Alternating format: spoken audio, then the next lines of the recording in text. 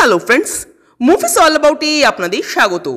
ফেলুদা সিরিজের second part ভূস্বর্গ ভয়ঙ্কর এতদিনে অনেকেরই নিশ্চয়ই দেখা হয়ে গেছে। সৃজিত মুখার্জি অ্যানাউন্স করেছেন যে তিনি আর ফেলুদা বানাবেন না, এমনকি তিনি কাকাবাবুও আর বানাচ্ছেন না। আমার মনে হয় এই ব্যাপারে সৃজিত মুখার্জি একেবারে সঠিক সিদ্ধান্ত নিয়েছেন, কারণ সবার দ্বারা সব কিছু হয় না।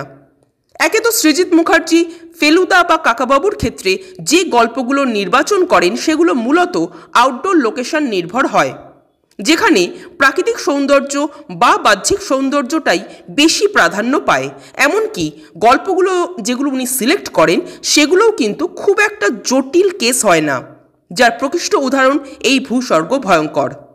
দেখুন, একটা সাধারণ গল্পকে ভেঙে চুরে সিনেমার ভাষা দেওয়া যেতেই পারে, কিন্তু সেটা সৃজিত করেন না।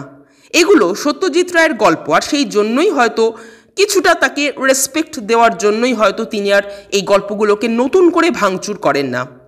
যাই হোক, সেটা ভালো কথা, কিন্তু মূল বিষয়টা হলো সৃজিত বাবুর ফেলুদা বা কাকাবাবুতে গল্পরা কথা বলে না, বরং অনেক বেশি কথা বলে প্রাকৃতিক সৌন্দর্য। আপনারা কাকাবাবু হেরে গেলেন বলে একটা মুভি আছে, মুভিটা যারা দেখেননি তারা একবার দেখবেন।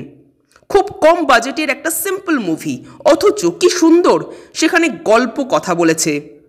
সত্যজিৎ রায়ের সোনার কেল্লা বা জয় বাবা ফেলুনাতেও কিন্তু গল্পের স্পট যথাক্রমে রাজস্থান ও বেনারস, কিন্তু সেই মুভিগুলো দেখলে মনে হয় ফেলুদা কেস সলভ করতে গেছেন নাকি ঘুরতে গেছেন। এই নয় যে সৃজিত মুখার্জির ফেলুদায় সবই খারাপ, তা নয় একেবারেই। সৃজিত মুখার্জির একটা নিজস্ব স্টাইল আছে, যে স্টাইলে উনি ফেলুদা বানান, হুইচ ইজ গুড। কিন্তু সত্যজিৎ রায়, সন্দীপ রায়রা যে স্টাইলে আমাদের ফেলুদা দেখিয়ে এসেছেন এত বছর ধরে, সেই স্টাইলটাই কিন্তু বাঙালিদের মনে গেঁথে গেছে।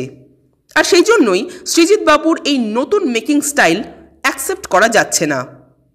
এছাড়া সৌমিত্র সব্যসাচীর পাশে টোটা রায়চৌধুরী একেবারেই বেমানান।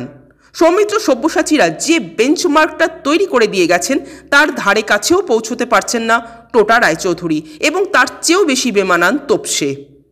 তবে অনির্বাণ চক্রবর্তী জটায়ু হিসেবে বেশ ভালো, কিন্তু জটায়ুর হাবভাব অভিব্যক্তি আর একেনবাবুর হাবভাব অভিব্যক্তি প্রায় সিমিলার। আর সেই জন্যই জটায়ুরূপী অনির্বাণকে আর আলাদা করে চেনা যাচ্ছে না। অনির্বাণ চক্রবর্তীর উচিত ছিল যে কোনো একটা চরিত্রকে বেছে নেওয়া, হয় জটায়ু নয় একেনবাবু, কিন্তু তিনি সমান্তরালভাবে দুটো চরিত্রই একসাথে প্লে করে যাচ্ছেন। যাই হোক, মোদ্দা কথা হলো, দর্শক হিসেবে এই ফেলুদা আমার খুব একটা ভালো লাগলো না। আপনাদের কেমন লেগেছে কমেন্ট করে জানাবেন, আর আমাদের ভিডিও ভালো লেগে থাকলে প্লিজ লাইক, শেয়ার ও সাবস্ক্রাইব করতে ভুলবেন না। Thank you.